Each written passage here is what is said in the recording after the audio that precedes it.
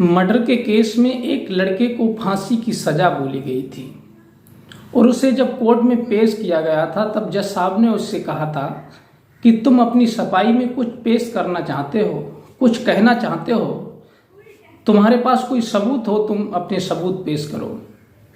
जज साहब की बात सुनकर के वो लड़का कहता है, जज साहब मैं ना तो कोई सबूत पेश करना चाहता हूँ ना कुछ कहना चाहता हूँ, बस आपसे एक मोहलत मांगता हूँ।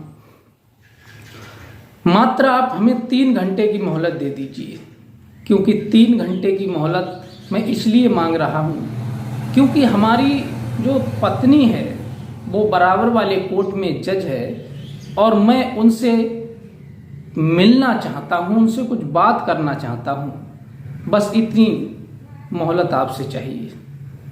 उस मुलजिम की बात सुनकर के जज साहब सोचते हैं ये बातें कैसी कर रहा है, ये मुलजिम होते हुए और 3 घंटे जज से क्या बात करेगा, ये क्या मिलेगा।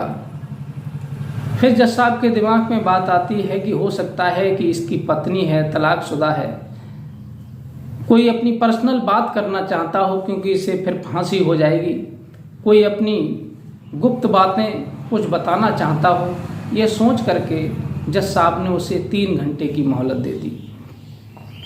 फिर वो लड़के की तरफ से एक पत्र उस जज साहिबा के पास भेजा गया और जज साहिबा ने उस पत्र को पढ़ा तो उसमें लिखा हुआ था कि आप मुझसे एकांत में आकर के मिलें और मैं आपसे कुछ जरूरी बात करना चाहता हूं।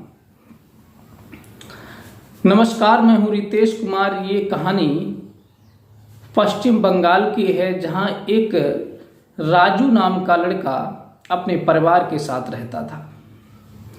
अपने परिवार के साथ में बड़े हंसी खुशी के साथ रह रहा था और घर में माँ बाप थे और पत्नी थी। पत्नी का नाम दीक्षा था और बड़ी पढ़ी लिखी उसकी पत्नी थी जो कि पढ़ने में बहुत होशियार थी। लेकिन कहते हैं कि बनाने वाले से बिगाड़ने वाले समाज में ज़्यादा होते हैं। अगर कोई इंसान अच्छे मार्ग पर चल रहा है तो उसे रास्ता भटकाने वाले एक नहीं हजारों मिल जाएंगे और भटके हुए व्यक्ति को रास्ता दिखाने वाले बहुत कम मिलते हैं। राजू अच्छा खासा व्यक्ति था, उसके अंदर कोई गलत लत नहीं थी, कोई गलत रास्ते पर नहीं चल रहा था, अपने माँ बाप और पत्नी के साथ बड़े प्रेम से रह रहा था, अच्छी कमाई कर रहा था। उसकी पत्नी जो दीक्षा थी वो भी अच्छे परिवार से थी, पढ़ी लिखी थी और वो पढ़ाई अपनी जारी रख रही थी, उसने पढ़ाई को छोड़ा नहीं था। शादी होने के बाद भी वो अच्छी तैयारियां कर रही थी कि मैं कोई अच्छी पोस्ट पर पहुंच जाऊं, अच्छी कोई नौकरी मिल जाए, अच्छा कोई पद मिल जाए। जो राजू के दोस्त होते हैं वो उससे घृणा करने लगते हैं कि इसके अंदर कोई गलत लाइन नहीं है, ये तो जो भी करता है अच्छा ही करता है और हम सबसे ऊपर निकलता जा रहा है, घर परिवार में सबसे अच्छी चमक इसकी हो गई है। यह सोच करके उसके दोस्त जो होते हैं राजू को लेकर के जाते हैं और कहते हैं कि राजू भाई, तुमने हमारे लिए कोई पार्टी भी नहीं दी, तुमने विवाह कर लिया, इतनी पढ़ी लिखी सभ्य संस्कारी बहू तुमको मिल गई और तुम चुपचाप घर में बैठ गए, दोस्तों को भूल गए बीबी के आने के बाद। राजू कहता है ऐसी बात नहीं है, चलो अगर तुम्हें कुछ खाना पीना है तो मैं तुम्हें लेकर के चलता हूँ, बस तुम खा पी लेना, लेकिन मैं तो कुछ खाता पीता नहीं हूँ। उसके दोस्त कहने लगे नहीं, मैं तुम्हें दारू पिलाने की बात नहीं कर रहा हूँ, तुम मेरे साथ चलो, पेप्सी बैठ करके पियो। पेप्सी की बात जब आती है, सोडा की बात आती है तो उसके दोस्त जो होते हैं पेप्सी में दारू मिला करके उसे पिला देते हैं जबरदस्ती। वो बहुत मना करता रहता है लेकिन उसकी एक भी बात वो नहीं सुनते और उसे पिला देते हैं। उसके बाद दूसरा दिन जब आता है फिर वही जबरदस्ती उसके साथ की जाती है। दूसरा तीसरा दिन इसी प्रकार से राजू की लत लग जाती है और वह अपने दोस्तों के साथ जाता है और दारू पीने लगता है। दारू पीते पीते उसकी ये हालत हो गई कि उसने जितना भी धन कमाया था, जितनी भी दौलत थी उसके पास, वो सब यार दोस्तों में उसने लुटा दी और दारूबाजी में सब बर्बाद कर दिया। उसकी पत्नी दीक्षा उसे समझाती थी कि आखिर तुम क्या कर रहे हो, तुम्हारे अंदर ये कोई ऐब नहीं था और तुम अच्छे खासे व्यक्ति होते हुए और तुम ऐसे लोगों की संगत कर रहे हो जिन्होंने तुम्हें बर्बाद कर दिया, जिन्होंने तुम्हारे पास कुछ नहीं रखा, सब कुछ बर्बाद करवा दिया और तुम उनकी संगत नहीं छोड़ रहे हो। ये दोस्त नहीं होते। दोस्त तो वो होते हैं जो दोस्त की मुसीबत को, परेशानी को अपनी समझे और दोस्त को मुसीबत से निकाल करके बाहर लाए, वो दोस्त होते हैं। ये दोस्त नहीं होते, ये तो दुश्मन हैं जो तुम्हें अच्छी संगत से बुरी संगत की तरफ खींच करके ले जा रहे हैं। पत्नी के बार बार समझाने पर राजू के एक भी समझ में नहीं आई। कहते हैं कि विनाश काले विपरीत बुद्धि, जिस व्यक्ति के दिन बुरे आ जाते हैं उसे अच्छी सीख भी बुरी लगने लगती है। एक बात राजू ने अपनी पत्नी की नहीं समझी तो एक दिन ऐसा हादसा हुआ कि राजू अपने दोस्तों के साथ गया था, लेकिन वो राजू के लिए उसके दोस्त बर्बाद करना चाहते थे, उसे बिल्कुल तबाह करना चाहते थे। उन्होंने वहीं पर एक व्यक्ति का मर्डर कर दिया राजू के दोस्तों ने और वो तमंचा राजू के हाथ में पकड़ा दिया और वहीं पुलिस को फोन करके वो लोग वहां से भाग गए। जब पुलिस की गाड़ी आई तो पुलिस के लिए मौके पर और तो कोई नहीं मिला, राजू मिला और राजू के हाथ में वो तमंचा मिला, क्योंकि राजू नशे में धुस्त था। वो ये समझ ही नहीं पाया कि मेरे साथ में षड्यंत्र रचा जा रहा है, मुझे फंसाया जा रहा है। सभी दोस्त भाग गए। राजू को पुलिस ने कस्टडी में ले लिया और लाश के लिए पोस्टमार्टम के लिए भेज दिया। वहां से रिपोर्ट आती है कि इसकी गोली मार करके हत्या की गई है और वो तमंचा जब बरामद किया जाता है राजू के हाथ से, उस पर राजू के हाथ के फिंगर निशान मिलते हैं और उसी तमंचे से गोली चली हुई मिलती है। पूरे सबूत मिलने के बाद पुलिस ने 302 का मुकदमा दायर करके राजू को जेल में डाल दिया। राजू की पत्नी जो दीक्षा थी बड़ी दुखी होने लगी, कहने लगी कि मैंने इन्हें इतना समझाया लेकिन उन्होंने मेरी एक बात नहीं मानी। मैं पढ़ाई कर रही थी और इन्होंने मेरी पढ़ाई को मिट्टी में मिला दिया, मेरे सपनों को, मेरे अरमानों को धूल में मिला दिया। जेल में दीक्षा जब मिलाई के लिए जाती है तो राजू से कहती है कि मैंने तुम्हें बहुत समझाया लेकिन तुम्हारी एक बात समझ में नहीं आई। अब सही रहे, अब जेल में पड़े रहो, पीते रहो शराब। मैंने तुम्हें बार बार समझाया कि ये तुम्हारे दोस्त नहीं है, दुश्मन है जो तुम्हें बर्बाद करना चाहते हैं, लेकिन तुमने मेरी एक बात नहीं सुनी। अब राजू अपनी पत्नी की कौली भर करके रोने लगा और कहने लगा कि दीक्षा, मैं निर्दोष हूं, ये कत्ल मैंने नहीं किया है, मुझे नहीं पता किसने मारा था, मैं तो शराब के नशे में था, मैं कुछ नहीं जानता। दीक्षा कहती है कि कानून की नज़रों में तुम दोषी हो और तुम्हारे खिलाफ सबूत मिले हैं तो कत्ल तुमने ही किया है। हालांकि तुमने किया हो या ना किया हो, कानून तो वैसे भी अंधा होता है, उसे सबूत चाहिए, चाहे झूठे हो चाहे साचे हो, बस वो तो निर्दोष को भी झूठा बना देता है। दीक्षा कुछ प्रयास करती है, अपने मायके वालों से मदद लेती है, कुछ घर से मदद करती है और फिर कई साल के बाद में राजू की जमानत करा लेती है और राजू जमानत पे छूट करके घर आ जाता है। घर आने के बाद रहने लगता है, लेकिन उसकी जो आदत थी वो आदत नहीं छूटी। फिर भी दोस्तों के साथ में दारू पीने लगा, इधर उधर अयाशी करने लगा, रात रात भर घर से गायब रहता था दोस्तों के साथ। पैसे नहीं रहते थे तो चोरी करने चला जाता था। इस प्रकार से उसका ये धंधा रोज का बन गया। राजू ने ना तो अपनी पत्नी की तरफ ध्यान दिया, ना माँ बाप की तरफ ध्यान दिया, रात दिन दारू के नशे में मस्त रहता था। एक दिन उस राजू के जो दोस्त थे, राजू को गाड़ी से बिठा करके ले गए और उसका एक दोस्त जो था एक लड़की को कहीं से अपहरण करके लाया और राजू की जो 4 व्हीलर थी, गाड़ी थी, उसमें डाल करके उन सभी ने, राजू के दोस्तों ने उस लड़की का बलात्कार किया। क्योंकि राजू तो शराब के नशे में इतना था कि उससे होश ही नहीं था कि मैं क्या कर रहा हूँ, मेरे साथ वाले क्या कर रहे हैं। वो तो गाड़ी में बेहोश पड़ा था। अब जब उन्होंने लड़की का जब बलात्कार किया और बलात्कार करने के बाद उस लड़की का मर्डर कर दिया और मर्डर करने के बाद वहां से भाग गए। ये बात किसी ने पुलिस को जाकर के बताई कि एक लड़की की लाश जंगल में पड़ी हुई है। तत्काल पुलिस फोर्स में बल के साथ वहां पहुंचती है और लाश को जब बरामद करती है तो देखती है कि थोड़ी दूर के लिए 4 व्हीलर गाड़ी खड़ी हुई है। जब पुलिस गाड़ी के पास पहुंचती है तो उसमें राजू नशे में धुत पड़ा हुआ था। तो पुलिस राजू को कस्टडी में लेकर के उसे ही मुलजिम समझ लेती है और कहती है कि इसने दारू के नशे में इस लड़की का बलात्कार किया और बलात्कार करने के बाद इसका मर्डर कर दिया। फिर राजू जो होता है जेल चला जाता है। पुलिस उसके खिलाफ मुकदमा दायर करती है, 302-76 का मुकदमा दायर करके उसे जेल भेज देती है।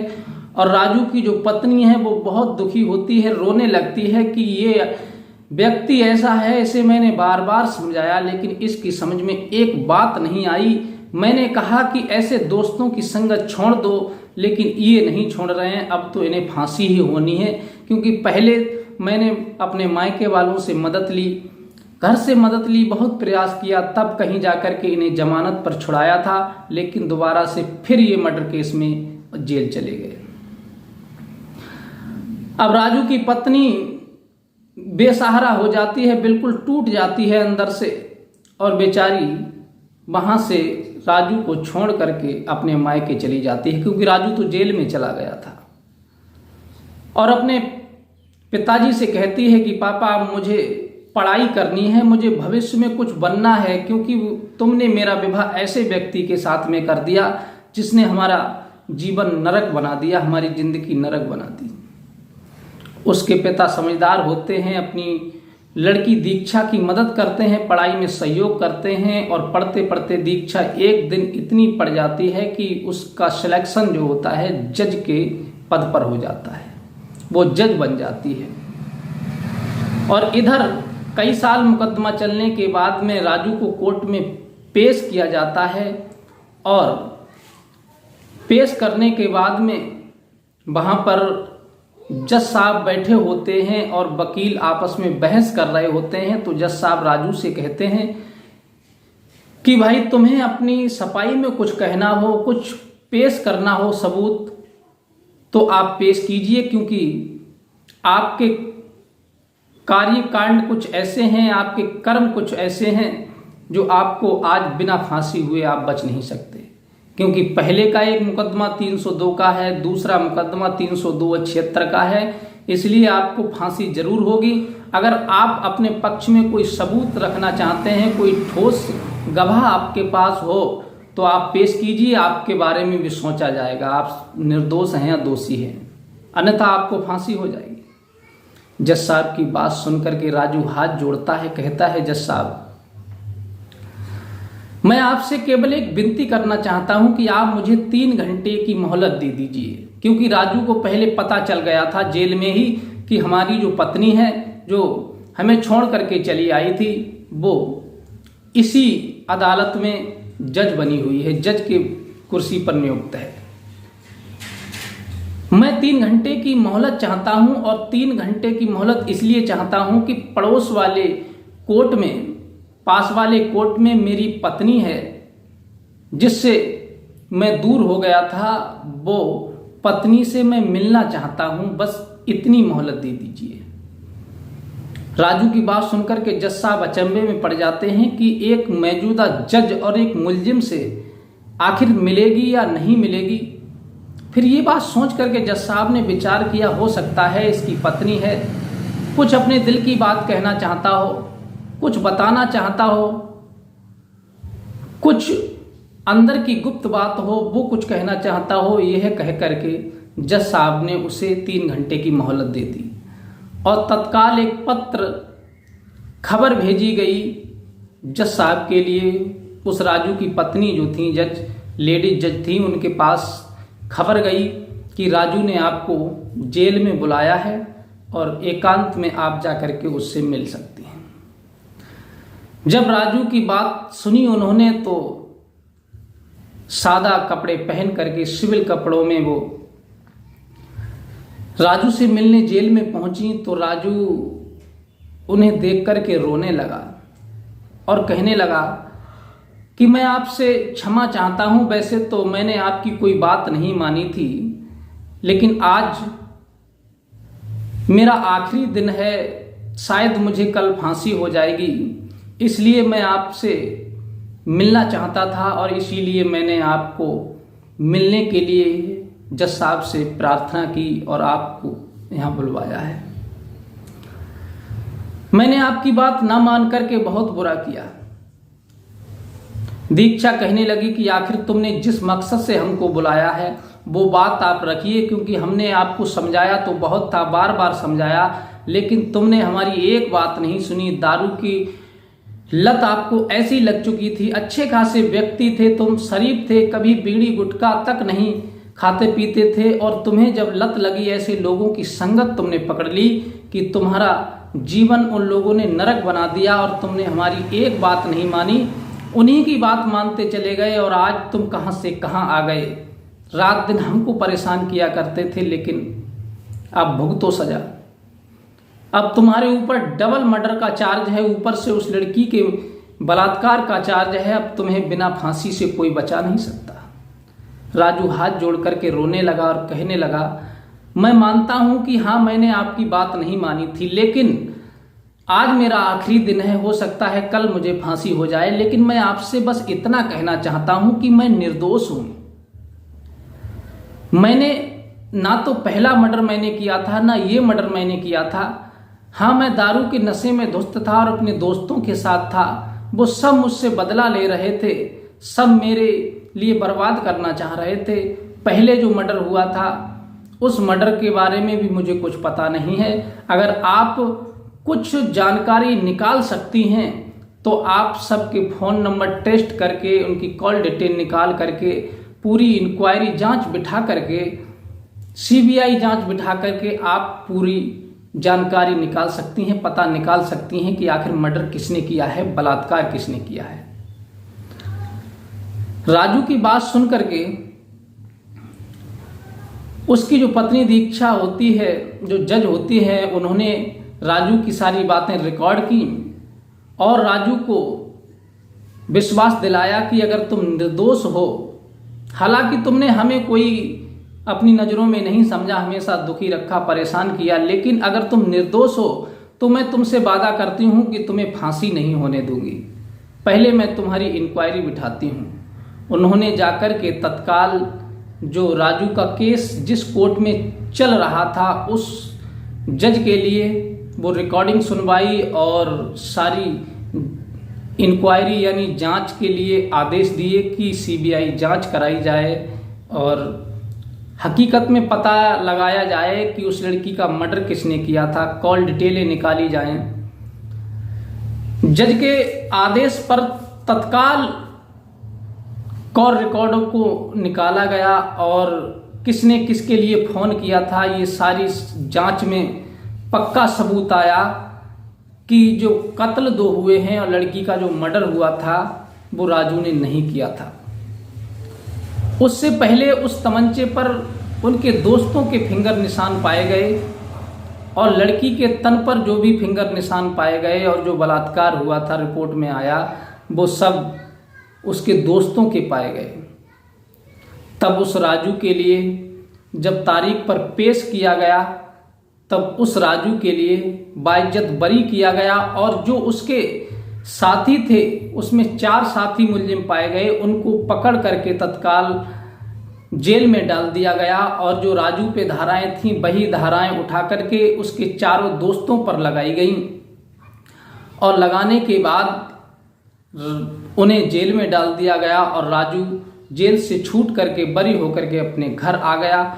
और इससे आगे की कहानी हम अगली वीडियो में बताएंगे कि उन चारों के लिए कौन सी सज़ा मिली और जो उसकी पत्नी थी राजू की, जो जज थी दीक्षा, उसने राजू को अपनाया या नहीं अपनाया।